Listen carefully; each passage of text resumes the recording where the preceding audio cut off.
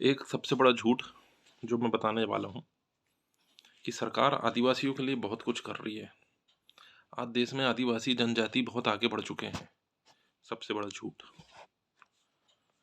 कौन आगे बढ़ गया भाई? आज भी आदिवासी महुआ का तेल, जो महुआ का फल निकलता है गुल्ली, उसका तेल बना करके खाते हैं। कपड़े पहनने को नसीब नहीं होते, 100-200 रुपए के लिए मजदूरी करते हैं। महंगाई देख रहे हैं? इस महंगाई में 100-200 रुपए में किसका भला होने वाला है? आदिवासी जंगल में शुरू से रहते आया था, जंगलों पर उनका अधिकार है। क्या आज आदिवासी को जंगल से कोई फायदा हो रहा है?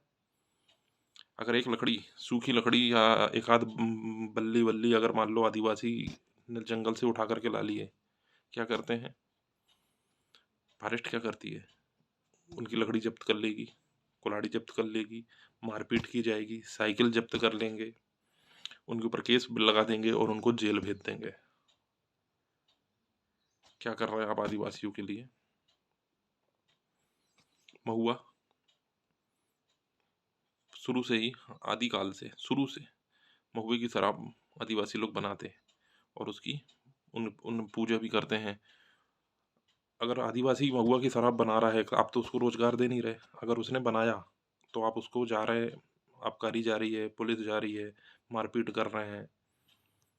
ठेकेदारी प्रथा जो है, दारू के ठेके वाले वो लोग जा रहे हैं, वो लोग मारपीट कर रहे हैं। चलिए पुलिस गई, उन्होंने अपनी कार्रवाई करी, वो दारू के ठेके वालों को क्या अधिकार है? दारू के जो ये एजेंट हैं, जो ये कंपनियां हैं, ये लोग जाते हैं और जाकर के उनके साथ में मारपीट करते हैं, दारू बेचने वाले। ये वो ठेकेदारों की बात कर रहा, ये जो वो आदिवासियों को जाकर के मारते हैं। सरकार अगर बेच रही है शराब तो सही है, सरकार अगर ठेके दे रही है तो सही है, लेकिन अगर किसी आदिवासी ने शराब बना ली तो गलत है। मानता हूँ कि कुछ जगह इससे जहरीली शराबें भी बनाई जाती हैं जिससे लोगों की मौत होती है, लेकिन क्या उनके रोजगार के लिए अगर वो शराब का धंधा ना करें तो क्या करें? दूसरा धंधा आप उनको दीजिए ना, दूसरा उनके लिए कुछ करिए। आपने आरक्षण दे दिया, आरक्षण का फायदा क्या मिल रहा है उनको? आपने आरक्षित सीट विधानसभा की कर दी, 5 साल रहा, फिर जीता, फिर जीता, फिर जीता। 25 साल एक ही आदमी फायदा ले रहा है ना, अलग अलग लोगों को कहाँ मौका दे रहे हैं आप? अगर 5 साल आप अलग अलग लोगों को मौका देते तो वो 5 लोगों को विधायक बनते, 5 लोग पेंशन की पात्रता होती। जिसको घर से कलेक्टर है, आदिवासी है, आपने उसको तो दे दिया, लेकिन जो गरीब है, आज जो बालाघाट, मंडला, डिंडोरी और छत्तीसगढ़ ऐसे जंगलों में जो आदिवासी रह रहे हैं, क्या उनको आरक्षण का लाभ मिल रहा है? क्या उनकी सरकारी नौकरी मिल रही है? जंगल में रह के वनग्राम में जाते हैं, पढ़ाई लिखाई करते हैं, क्या फायदा उनको होता है? सबसे बड़ा अत्याचार आपने उनकी जमीनें, जो हमारे कानून बने हुए हैं, कानून में वो जमीन अपनी किसी को नहीं बेच सकते।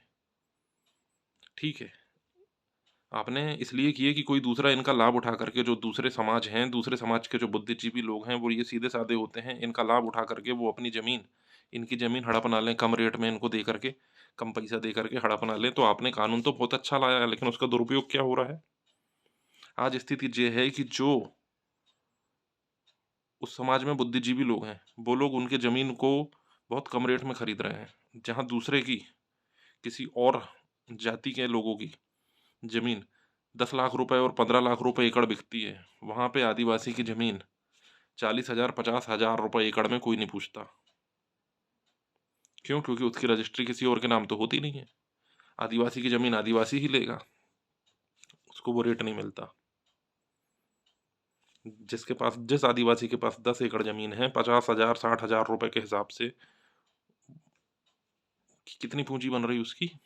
लेकिन वही जमीन अगर किसी सवर्ण या किसी और जाति के लोगों के पास है, 10 एकड़ जमीन, तो 12 लाख और 15 लाख रुपए के हिसाब से वो तो 12 करोड़ और 1 करोड़ 20 लाख और 15 करोड़ रुपए की होती है। वो तो करोड़पति है। लेकिन आदिवासी की 10 एकड़ जमीन होने के बाद भी करोड़पति नहीं है। इसलिए नहीं है क्योंकि उसकी जमीन की कोई कीमत ही नहीं है, क्योंकि आपने ऐसा कानून बना दिया कि अगर उसको अपनी लड़की की शादी करना है और अगर उसको बीमारी आ गई और अगर वो जमीन बेच रहा है,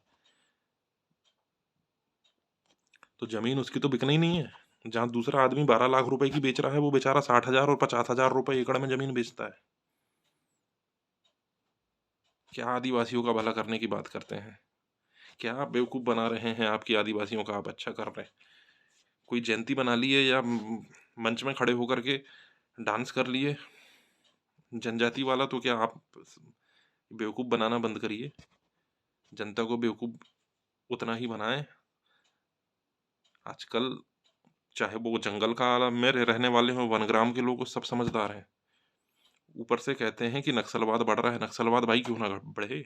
नक्सलवाद बढ़ने का कारण है कि आपने लोगों को बेरोजगार कर दिया। आपने उनसे जंगल छीन लिए। जंगल छीन लिए, चलिए ठीक है, उनको क्या आपने दूसरा रोजगार दिया।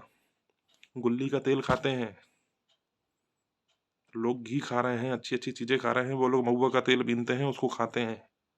इलाज कराने के लिए 500 रुपए की उनके पास में पैसा नहीं है, इलाज के अभाव में मर जाते हैं। कहने के लिए 2-2 हज़ार रुपए अकाउंट में आप डाल रहे हैं, ठीक है डाल रहे हैं, कितना होता है? क्या जुताई कर लेगा अपने खेत की? अरे ग्राम पंचायत स्तर पे सबसे ज्यादा भ्रष्टाचार जो हो रहा है वो ग्राम पंचायतों पे हो रहा है। ग्राम पंचायत स्तर पे सचिव, रोजगार सहायक, ये जो मकान बनने के लिए 1.5-1.5 लाख रुपए आते हैं, तो उसमें आप पता करिए कि इसमें इनका कमीशन कितना होता है। सरपंचों का, सचिवों का और रोजगार सहायक का 1 लाख रुपए बेचारे मकान वाले को मिलते हैं और 1.5 लाख रुपए ये लोग कमीशन खाते हैं। जनपद का सीईओ हो, जनपद अध्यक्ष हो, सरपंच हो, चाहे सचिव हो, रोजगार सहायक हो, सबका हिस्सा उसमें, सबको हिस्सा चाहिए होता है। ये जो नए नए कानून, नए नए प्रावधान लाते हैं, ये आप जनता के भले के लिए नहीं लाते, ये आप उन लोगों के भले के लिए लाती है सरकार, जिससे इनके जो कर्मचारी, अधिकारी और ये जो नेता और इनके जो सांसद विधायक हैं, इन लोगों का जेब भरा जा सके। हेलमेट चेकिंग पे नाम पर कितनी वसूली की जाती है? ठीक है, हेलमेट की चेकिंग करना ठीक है, लोगों के हाथ से होते हैं, ये आप उनको शिक्षा क्यों नहीं देते? स्कूली एक बात बताएं आप, कि क्या ये 50 साल के आदमी को पढ़ाएंगे लिखाएंगे तो उसके दिमाग में घुसेगा? बचपन में जब उसका दिमाग विकसित हो रहता होता है, उस समय यातायात के नियमों की शिक्षा उनको क्यों नहीं दी जाती बच्चों को? ये जो दुनिया भर के उगल मुगल और दुनिया भर के लोगों का उनको पढ़ा दिया जाता है, क्या ये लोग जिंदगी में काम आते हैं? ऊपर से कहते हैं बेरोजगारी बढ़ रही है, अपराध बढ़ रहा है। साथ जितने अपराध हो रहे हैं, क्यों हो रहे हैं? दारू के नशे में हो रहे हैं। दारू कौन बेच रही? सरकार बेच रही है। हाँ, सरकार बेच रही है तो ठीक है, लेकिन किसी आदिवासी ने में जंगल में या अपने गांव में अगर जब दारू बना ली, तो वो बहुत बड़ा अपराध कर दिया। ऊपर से कहते हैं कि अपराध बढ़ रहे हैं, नक्सलवाद बढ़ रहा है। क्यों ना बढ़े भाई, आप उनको रोजगार दीजिए ना। जंगल से लकड़ी काट लिए, जेल भेज दी, अपराधी नहीं बनेगा तो क्या बनेगा? आपके फॉरेस्ट वाले कितना लकड़ी बेचते हैं? क्या फॉरेस्ट की मिलीभगत से लकड़ी नहीं बेची जाती? Forest guard, forest deputy ranger, ये सब लोग मिलकर लकड़ी की कालाबाजारी करते हैं। इनके घरों में पूरे फर्नीचर मिलेंगे आपको सागौन के।